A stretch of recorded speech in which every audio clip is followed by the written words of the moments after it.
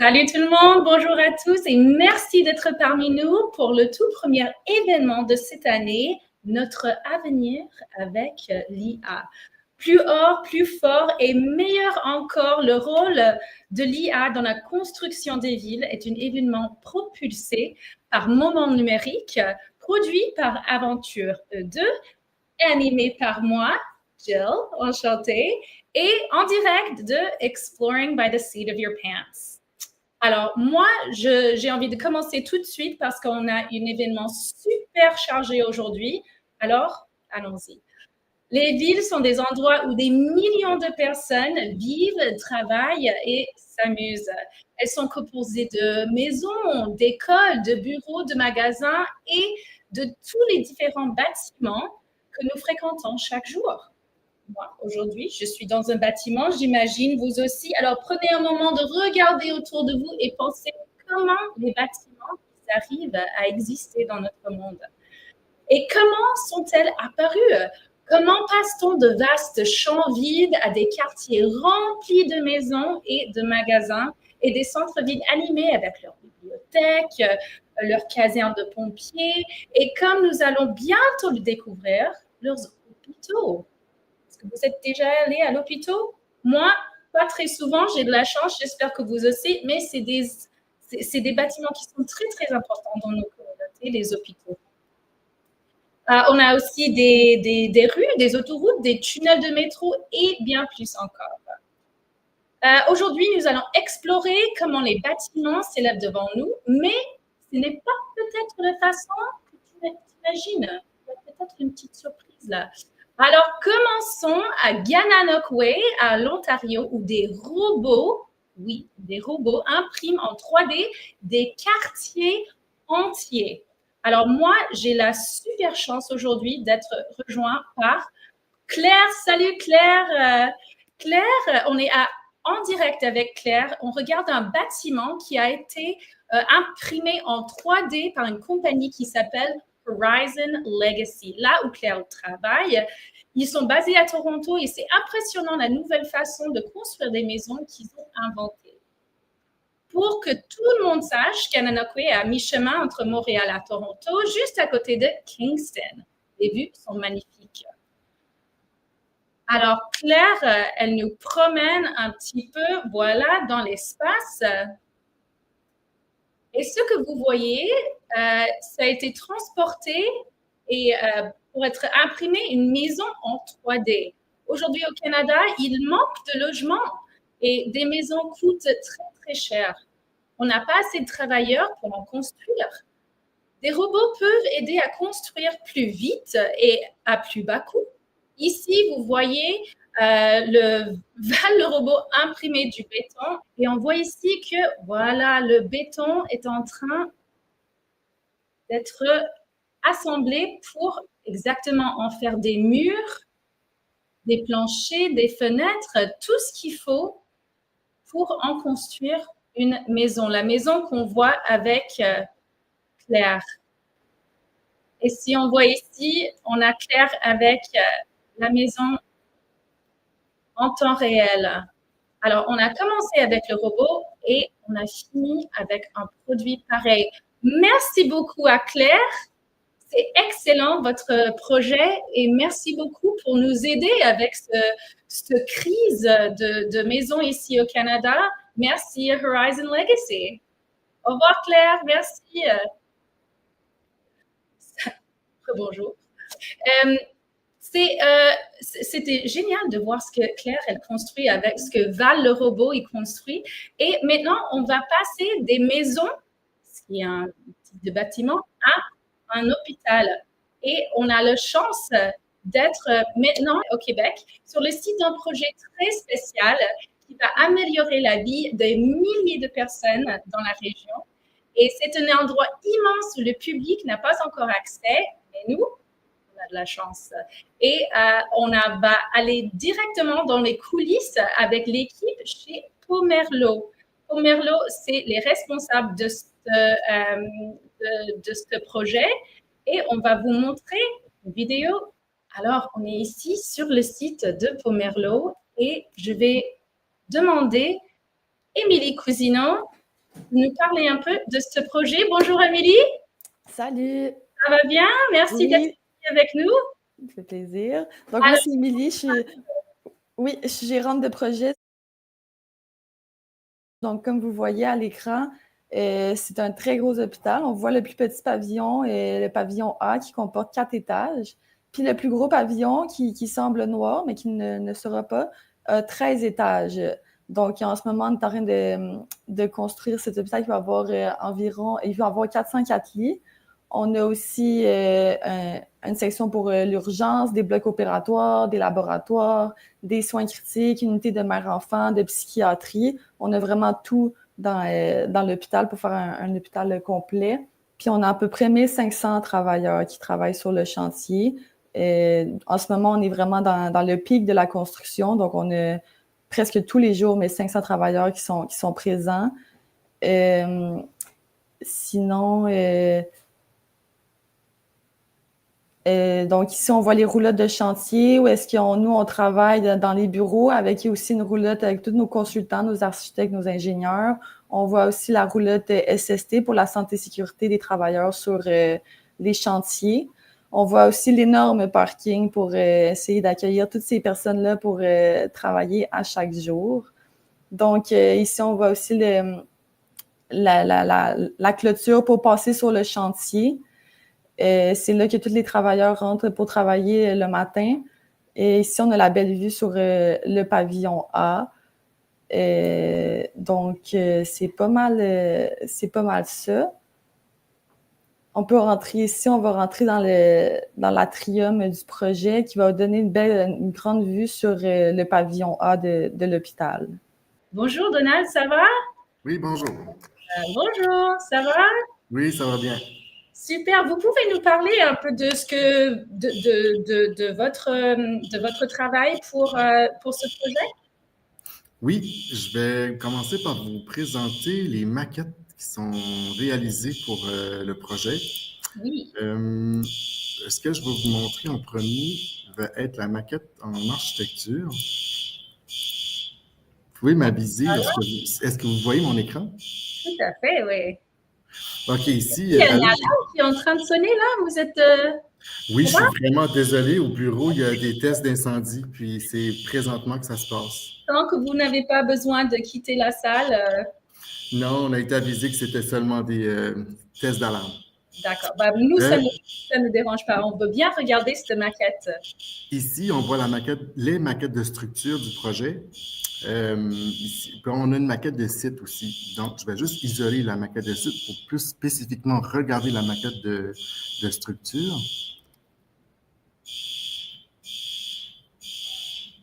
Alors, cette maquette, c'est la même chose qu'on vient de voir avec Émilie. Oui, tantôt, on a discuté tantôt de plusieurs disciplines, structure, architecture, mécanique. Et ici, ce qu'on voit, c'est vraiment le modèle 3D de la structure du projet. Donc, tout ce qui est béton, acier est modélisé dans une maquette. Après ça aussi, on a la maquette juste avec l'architecture, puis on a les maquettes aussi de mécanique.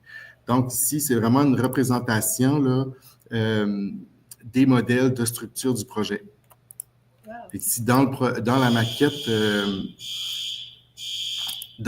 juste pour vous montrer un peu, là, ce qui est intéressant, juste un petit outil qui est plaisant à regarder, c'est que des fois, dans ces logiciels-là, on peut activer les ombrages pour voir en réalité, à telle heure de la journée, c'est quoi les impacts qu'on va avoir avec le soleil.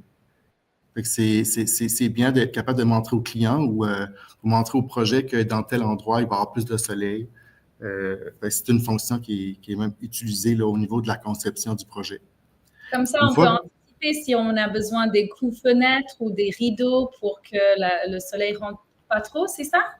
Oui, exactement. Puis là, dans le fond, une fois que les maquettes sont réalisées, ils sont toutes logés sur un site Internet pour qu'on puisse collaborer ensemble. Fait que toutes les parties prenantes, tous les gens qui travaillent sur le projet sont capables de se partager la maquette. Ici, on regarde la maquette de l'architecte. Ici, c'est la maquette de l'enveloppe où on voit tous les murs rideaux, les portes, tout ce qui est toiture. Tantôt, on a regardé une image, là, on a rentré proche de l'entrée de l'aile A, là, ici, on était dans ce coin-là, ici, là. On voyait les portes tantôt, là. On se retrouverait ici, là. Ah, c'est très détaillé. Une fois que les modèles sont travaillés, on est capable de... Tous les modèles ont une position dans l'espace pour que la maquette soit positionnée sur le globe terrestre. Donc, avec des points géodésiques, la maquette est positionnée dans l'espace. Et toutes les autres maquettes ont la même position pour qu'on puisse toutes les mettre une dans l'autre, un peu comme un jeu de Lego. On vient mettre les maquettes ensemble. Puis s'il y a des éléments qui sont en interférence, exemple, une colonne vient en interférence avec une porte, ben là, on va avoir un avertissement, puis on est capable de coordonner ensemble pour qu'il n'y ait plus de conflit dans les maquettes avant la construction. D'accord. Et il y a combien de couches, on va dire, de la maquette? Enfin, on peut voir combien de niveaux de détail? Ça dépend des projets, ça va dépendre des maquettes. Le niveau de détail dans une maquette, moi, ce que je peux avancer là-dessus, c'est de dire que quand on est en conception pour le projet, le niveau de détail va être un peu plus faible parce qu'on est plus au niveau de conception. Et plus qu'on avance dans le projet, où on va avoir des entrepreneurs spécialisés qui vont réaliser les maquettes, là, le niveau de détail va être plus élevé pour assurer l'installation, assurer que les outils, que les équipements soient capables d'entrer et de circuler dans le bâtiment pour venir les installer. Et aussi pour mise en service aussi, là, le client peut utiliser la maquette pour avoir de l'information sur son modèle.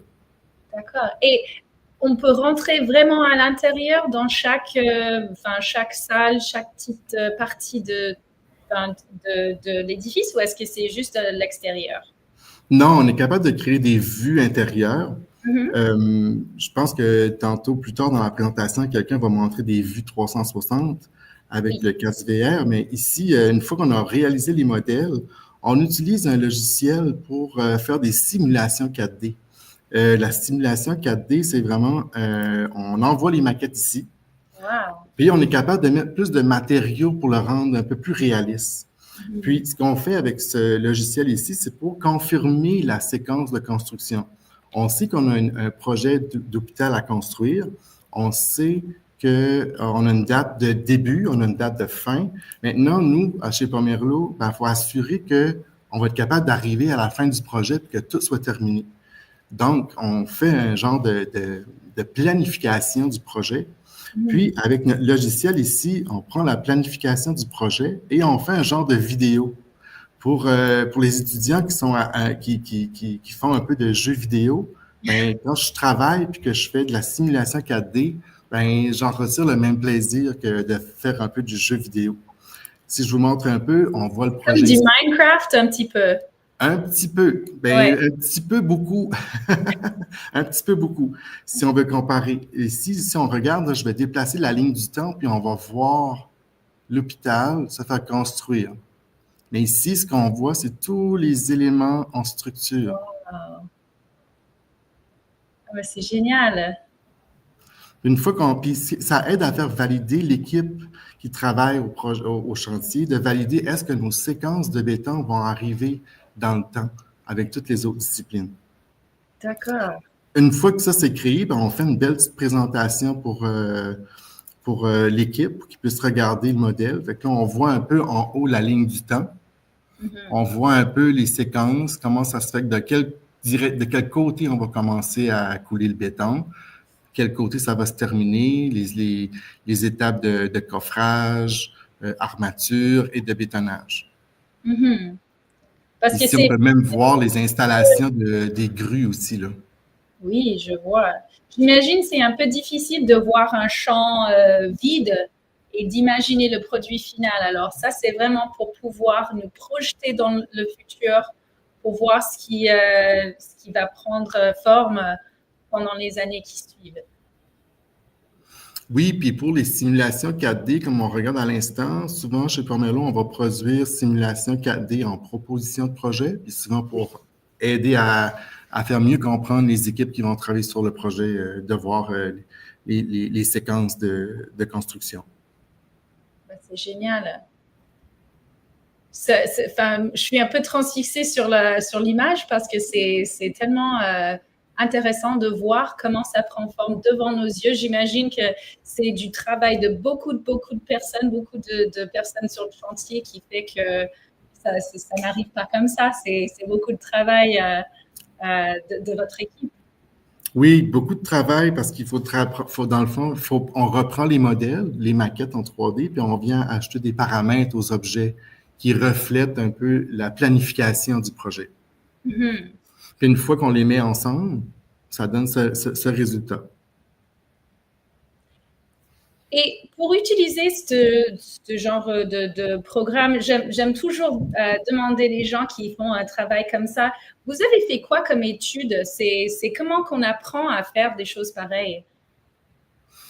Moi, j'ai une technique en bâtiment, puis j'ai un bac en architecture. Puis je dirais que c'est plus par expérience, puis par projet en projet. Les simulations 4D, c'est quelque chose qui est déjà connu dans l'industrie. Donc, c'est connu, puis c'est quelque chose qui est quand même courant dans la pratique, la simulation 4D. Fait que c'est pas mal ça. C'est pas, je pourrais dire que dans la formation, c'est pas quelque chose que j'ai appris dans ma formation, mais avec tout ce qu'on apprend dans la formation, ça devient comme un ajout à nos pratiques. Super. Excellent. Ben, merci beaucoup d'avoir partagé cette super maquette avec nous. Je sais que je pourrais regarder ça toute la journée, tellement c'est intéressant de voir l'évolution de la maquette. Merci, Donald. Je vais demander votre collègue Denis Fubenku. Voilà. Salut, Denis, ça va? Allô, bonjour à tous. Bonjour. On a tellement de la chance d'avoir tellement d'équipiers de Pomerleau avec nous aujourd'hui. Vous pouvez parler un peu de votre parcours dans ce projet? Oui, en fait, on utilise beaucoup d'innovations chez Pomerleau. Aujourd'hui, on a vous présenter quelques petites innovations qu'on utilise chez nous. Un des grandes innovations qu'on utilise, c'est les caméras avec IA, avec l'intelligence artificielle. Donc, c'est une compagnie qui s'appelle Blackster. En fait, on a testé plusieurs compagnies qui font le même job. Donc, ce système aide les conducteurs ma voiture lourde, des machines lourdes comme l'excavateur, comme loader, de sauver des vies. Donc, c'est d'éviter des accidents. Pourquoi c'est important? Sur un chantier, il y a des machines très grosses. Donc, vraiment des grosses, immenses machines qui travaillent. Et il y a beaucoup de gens qui travaillent autour de ces machines-là. Donc, parfois, le conducteur ne voit pas tout, surtout derrière ou sur les côtés parce qu'il y a beaucoup des angles morts. Un peu comme dans les voitures classiques, on a des angles morts, mais c'est petit, mais dans les gros machines, on a des angles morts qui sont des fois à 3 à 5 mètres. Donc, un accident peut arriver très vite. Donc, Blackster ou le système avec le IA aide le conducteur, ils donnent l'alerte dans une cabine pour que la personne soit attentive. Donc, Blackster utilise des caméras avec intelligence artificielle. Il regarde autour de la machine en temps réel, reconnaît les piétons et peu importe la position. Tu es couché, tu es comme accroupi, ou des fois c'est juste ton tête ou ton bras. Donc, tu es en arrière d'une boîte et tu vois, la caméra voit juste un petit morceau de ton corps. Donc, le système va alerter le conducteur à l'intérieur qu'il y a une personne en danger. Donc, il faut que tu fasses attention. Donc, ça, c'est pourquoi c'est spécial, ça. Donc, le système ne se trompe pas souvent. Donc, il sait fait comment faire la différence entre une personne et un objet. Il fonctionne même si la personne est juste couchée ou juste une partie du corps. Il travaille très bien dans la pluie ou la neige. Donc, il aide beaucoup à éviter les accidents graves. Parce que chez Pomerleau, la sécurité est numéro 1. Donc, les gens avant tout. Pour nous, la sécurité aux gens, c'est super crucial et c'est super important. Donc, on utilise le système IA avec des caméras intelligentes sur nos chantiers. Donc, je vais vous donner un petit exemple concret. Donc, Blackster, donc imaginez-vous une gars qui fait avec une pelle mécanique ou un excavateur qui va reculer et avant que le conducteur voit la personne, le système voit ça avant lui. Donc, c'est comme ça qu'on va sauver des vies. Je vais vous présenter peut-être l'écran un peu parce qu'on peut avoir des données, des KPI, comme on les appelle, intéressants sur sur qu'est-ce qu'on voit dans le système en arrière des caméras. Parce que ces caméras vont envoyer des données dans une nuage, dans une cloud, une nuage, sur une plateforme qui s'appelle Blackstar Connect. Et là, disons, ici, sur la carte, vous voyez, c'est le futur hôpital Vaudreuil-sur-Lange. On ne le voit pas ici parce que c'est une carte graphique seulement. Et vous voyez ici, on a comme 3 catégories de couleurs. Quand c'est vert, ça veut dire que il y a jusqu'à 10 interactions entre les humains et les machines. Quand c'est jaune, orange, il y a jusqu'à 100. Et quand c'est rouge, c'est plus que 100. Donc ici, on peut zoomer, voir. C'est aussi important pour les agents de prévention sur place parce qu'eux peuvent voir là où il y a plus des interactions entre l'humain et la machine et ils peuvent créer des corridors de sécurité. Vous savez qu'un autre outil de sécurité, c'est la sécurité par design. Donc, on peut ajouter des petites pancartes, des cônes, choses comme ça pour faire les gens, donc créer des corridors plus sécuritaires. Plus bas ici, je vais vous montrer un exemple d'une détection. Disons ici, vous voyez, on a 2 personnes. C'était la nuit, vous voyez. Donc, la caméra fonctionne très bien pendant la nuit aussi. Et donc, si je scroll down, même s'il y a de la neige, s'il y a tout est sale, la caméra voit très bien la personne. Il va prendre une photo de cet événement avant qu'il arrive et il va alerter dans un écran dans la cabine de conducteur qu'est-ce qui se passe. J'imagine que chez vous, vos parents, les enfants, vous avez des voitures aussi intelligentes. Aujourd'hui, ça c'est quelque chose d'assez normal, comme Tesla. Il y a de nouveau d'autres voitures aussi qui détectent en temps réel le trafic sur nos autoroutes ou même à la maison quand on fait le recul dans nos garages. Donc, c'est un peu la même chose, sauf que ce système-là, avant, n'était pas installé sur nos chantiers de construction, mais aujourd'hui, grâce à l'IA, on peut sauver des vies. Et ça, c'est quelque chose qui fait une grosse différence. Denis, en fait, on a une salle de classe avec nous. Je vais leur mettre sur l'écran. Salut la classe. Vous pouvez montrer avec vos mains, c'est qui a déjà vu une caméra qui détecte ce qui est derrière vous dans la voiture? Moi aussi. Est-ce que ça fait bip bip quand il y a quelque chose derrière ou devant ou à côté? Ouais. Voilà, très bien. Donc, c'est la même chose qu'on fait chez nous dans le domaine de la construction, avec les machines immenses, lourdes, qui, vous savez, on ne tient pas le poids. Donc, c'est sûr qu'on est touché par une machine si gros que ça peut créer des tragédies. On veut que tout le monde revienne à la maison le soir en sécurité, à sa famille ou ses enfants. Donc, ça, c'est important pour nous. Je vais vous parler aujourd'hui d'une autre technologie innovante qu'on utilise chez nous, c'est le VR, la réalité virtuelle. J'ai connecté aussi mon téléphone intelligent pour vous attendre. Donc, vous savez que dans un hôpital, chaque détail compte. Les espaces, tout ce qui est autour de nous, c'est important. Donc, on peut entrer dedans dans un hôpital sans qu'il existe, donc dans la phase de conception. Donc, grâce à la réalité virtuelle, on crée des espaces en 3D pour tester et améliorer leur conception. Donc, pourquoi c'est utile? Dans un hôpital, chaque détail compte. Donc, comme je dis, la position, tout ça. Et avec VR, on est capable à voir tout ce que autour de nous. Donc, vous voyez ici, ça c'est la casque VR que j'ai sur mon tête. Je vais vous expliquer un peu comment ça fonctionne. Donc, on crée des pièces virtuelles comme une salle de chirurgie, une chambre de naissance, une salle de soins, les médecins, donc tout ça. Donc, quels sont les avantages? Donc, on a une bonne ergonomie, une bonne sécurité, parce que chaque équipement est à bon emplacement et on a beaucoup on sauve du temps pour corriger pendant la construction.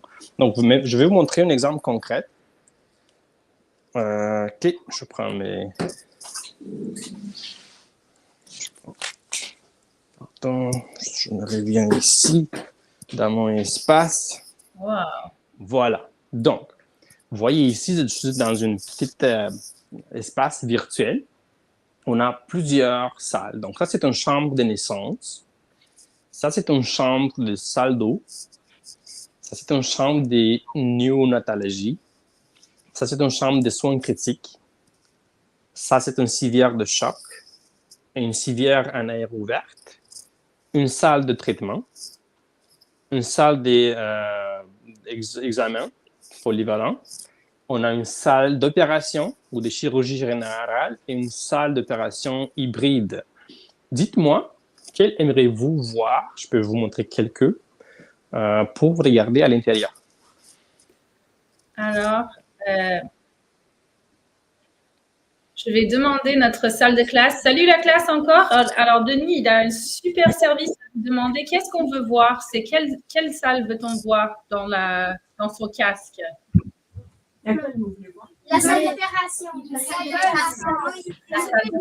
d'opération? La salle d'opération. Très bon choix. Voilà, donc on est automatiquement téléporté dans une salle d'opération. Donc, vous voyez ici, il y a plusieurs équipements pour faire des opérations, pour sauver la vie, pour traiter quelqu'un, pour donner des soins. On a des petits points ici sur l'écran, donc on peut se téléporter dans cette salle-là et s'approcher de certains objets ou s'approcher de certains équipements. Ça nous aide beaucoup à comprendre l'espace. Ici, donc vous voyez, je suis plus proche de le lit. Donc ça, c'est le lit avec tous les écrans, avec toutes les informations importantes qui sont connectées à notre corps. Vous voyez ici, le chirurgue ou n'importe quelle personne de l'hôpital peut se promener dans cet espace et voir l'ergonomie et comprendre comment eux peuvent interagir avec les objets. On a aussi une carte ici, donc on voit dans la carte où se trouve cette chambre d'opération. Donc, c'est au niveau 2, dans ce coin, dans le deuxième bâtiment. Donc, ça, c'est un exemple de salle de chirurgie. Je peux vous montrer peut-être autre chose. Attendez, voilà. Donc, je peux vous montrer, par exemple, une chambre de naissance. Donc, chaque d'entre nous a été... J'ai bien regardé Denis dans la salle là où il est, complètement dans un autre contexte de ce qu'on voit sur l'écran, mais on a l'impression que vous êtes en train de manipuler comme si vous étiez là. Est-ce que ça donne vraiment l'impression d'être dans la salle virtuelle? Exact, c'est dans la salle virtuelle. En fait, qu'est-ce que vous voyez? C'est dans un écran 2D. Mais quand vous êtes dans une casque VR, vous voyez ça en 3D comme si vous êtes téléporté dans un jeu vidéo ou dans un espace qui est irréel, qui existe autour de vous. Donc, vous pouvez comme toucher quasiment les objets. C'est sûr qu'on ne peut pas le toucher, mais on est vraiment si proche. On comprend l'espace, on comprend les dimensions, on comprend le 3D des objets. Donc, ça nous donne cette téléportation dans ces salles-là. Et ça nous aide beaucoup avec l'ergonomie, avec la sécurité, avec l'aménagement. Donc, ça aide les gens à comprendre mieux les espaces. Donc, vous voyez ici, c'est un petit lit pour les bébés. Ça, c'est un petit lit pour la nouvelle mère. Donc, ça, c'est un espace après la naissance, donc, où les futures mamans vont rester là pour se reposer. Wow! Voilà. Donc, il y a plusieurs espaces. Je peux vous montrer une civière. Donc, ça, c'est un autre espace c'est là où on fait des examens pour les analyses, donc pour stocker toutes l'exemple de nos parties du corps biologique, donc le sang, la salive, choses comme ça, pour faire des tests et des analyses pour trouver c'est quoi la problème qu'on est malade. Donc, vous voyez ici, c'est un autre espace, un autre exemple d'un futur espace qui va être dans l'hôpital Vaudreuil-sur-Lange. Excellent. Et quand la salle elle est construite, est-ce que tous les meubles, tout l'équipement va être tout pareil ou est-ce que c'est juste, ça peut être différent? Ça va être presque la même chose. C'est sûr que ça, c'est un exemple d'un projet qu'on a fait pour tester, pour parler de cette ergonomie. On a eu une séance après des coordinations avec les docteurs pour changer certaines choses, mais ça donne une idée de presque la même chose qu'on va voir dans le projet final. Donc, cet espace-là, comme je dis, ça nous aide à se téléporter dans un modèle 3D avant qu'il se construise en réalité. C'est génial. Et encore une fois, on avait vu déjà un peu ça avec Donald qui nous a montré la maquette qui donne un tout petit peu, comme on a dit, Minecraft. Et ici, je sais aussi qu'il y a des jeux vidéo qui se jouent avec des casques pareils. Alors, est-ce que parfois dans la journée, vous avez l'impression de vivre dans un jeu vidéo ou que vous avez fait de votre travail un jeu vidéo?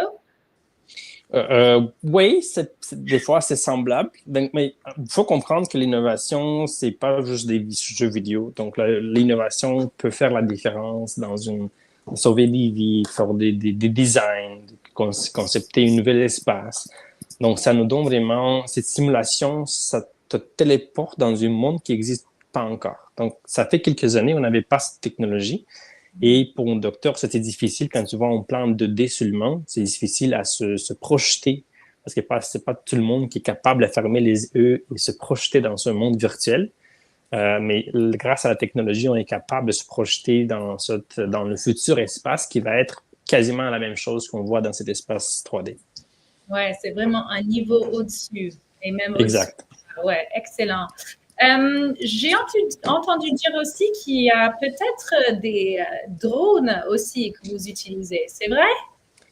Oui, je vais juste arrêter de partager mon écran. Je vais demander nos amis dans la salle de classe. Salut les amis. Il y a quelqu'un qui a déjà vu un drone? Est-ce qu'on connaît un peu des drones? Ouais? J'aimerais savoir si quelqu'un d'entre vous a des drones à la maison. Peu importe la...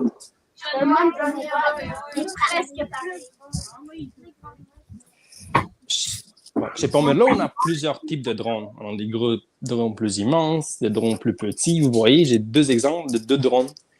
Une, c'est petit et un, c'est un peu plus gros. Mais on a aussi une autre qui est vraiment plus gros, c'est comme presque un hélicoptère. Donc, ça dépend de qu'est-ce qu'on veut faire avec ces drones-là. Donc, le petit va aller toujours faire des inspections à l'intérieur du bâtiment. Et les gros vont créer des vidéos, comme vous voyez ici dans cette image sur l'écran, des belles shots vidéo pour le marketing, pour le suivi de travaux, des choses comme ça. Je vais aussi, si vous me permettez, je vais présenter l'écran un peu pour montrer un peu quelque chose. Oui.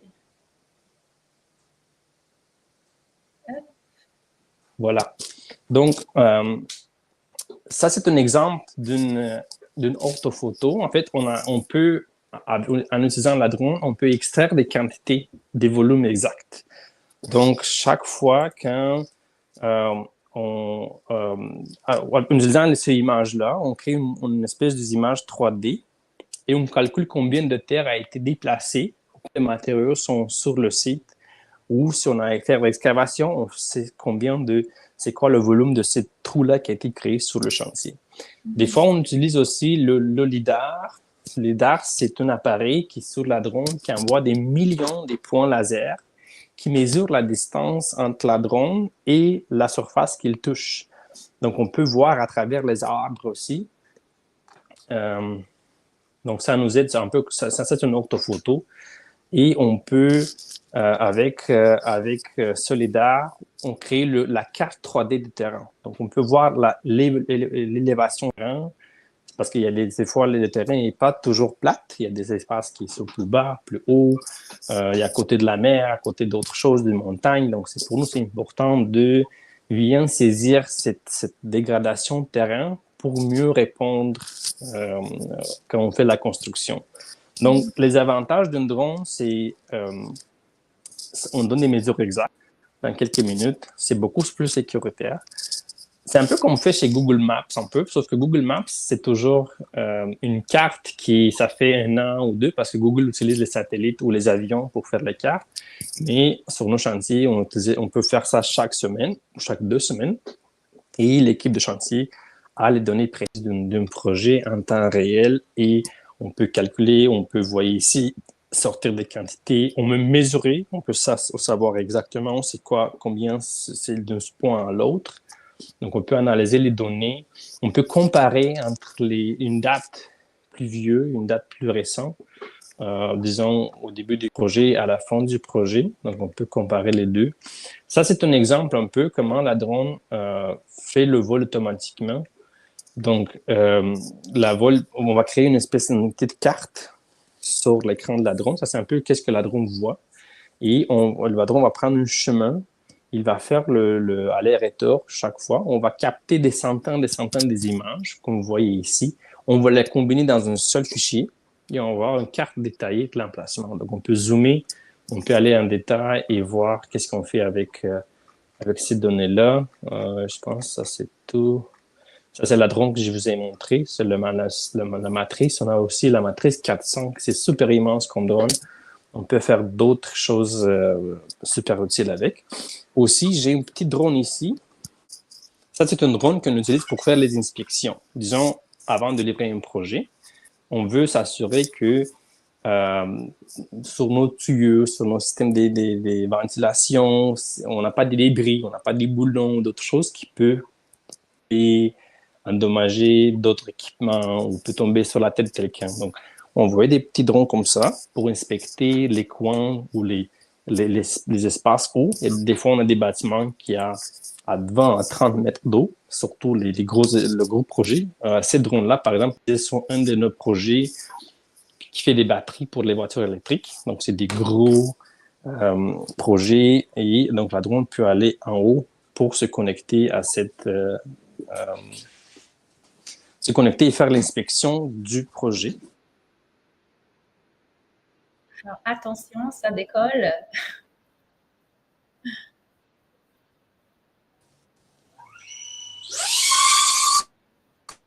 Wow.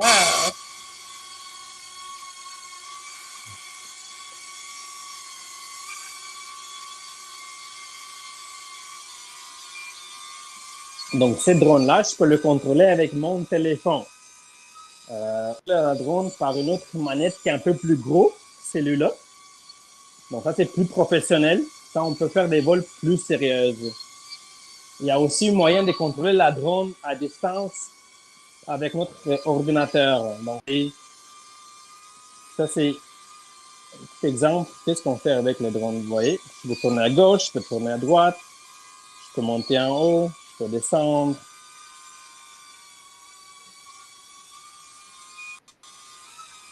Je peux reculer. Voilà.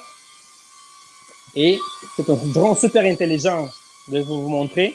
Si je mets va descendre toute seule.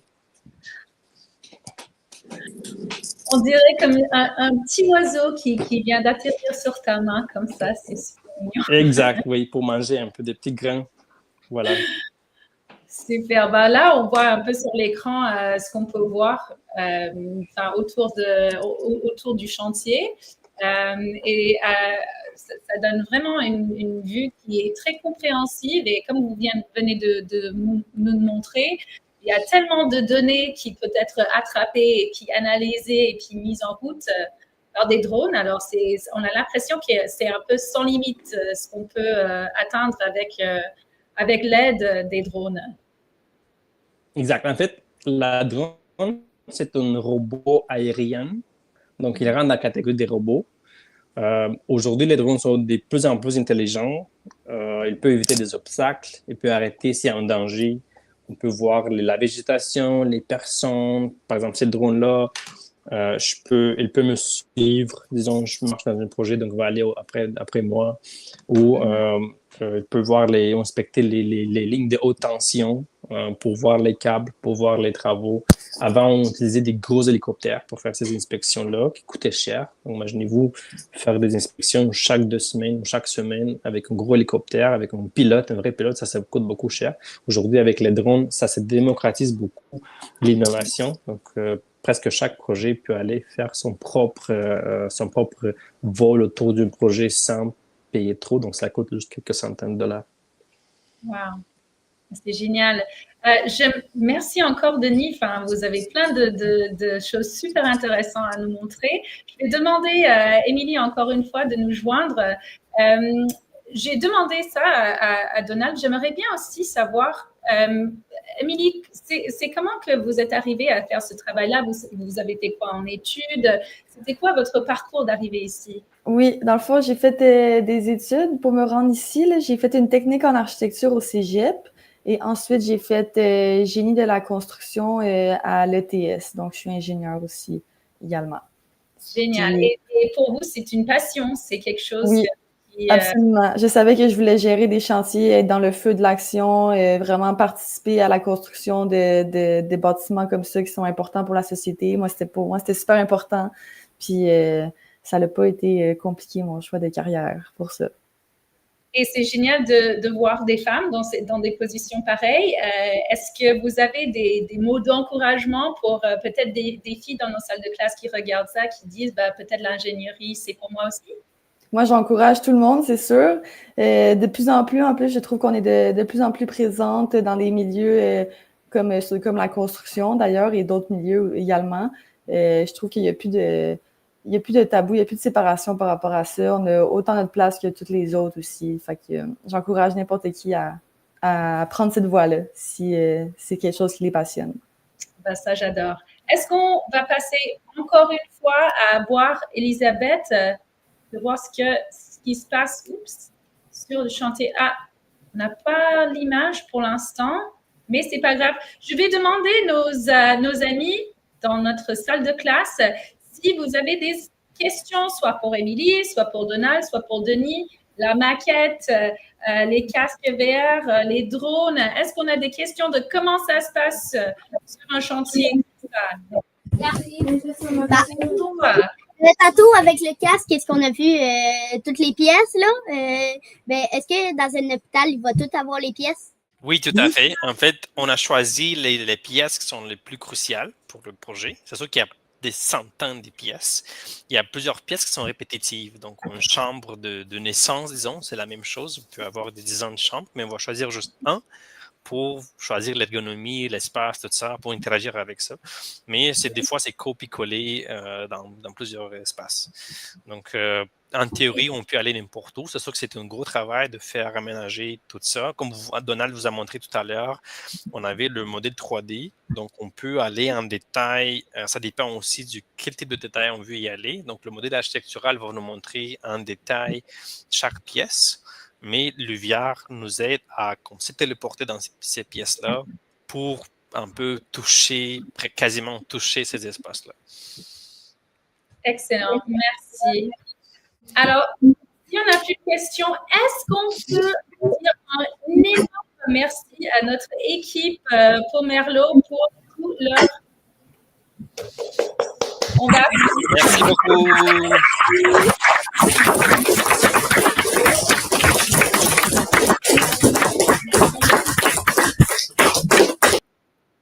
C'est super gentil et surtout, oui, merci à notre équipe du Pomerleau aujourd'hui. Ça fut un moment extraordinaire aussi avec notre équipe de Horizon Legacy. Moi, j'ai appris plein de choses aujourd'hui que je ne savais pas avant.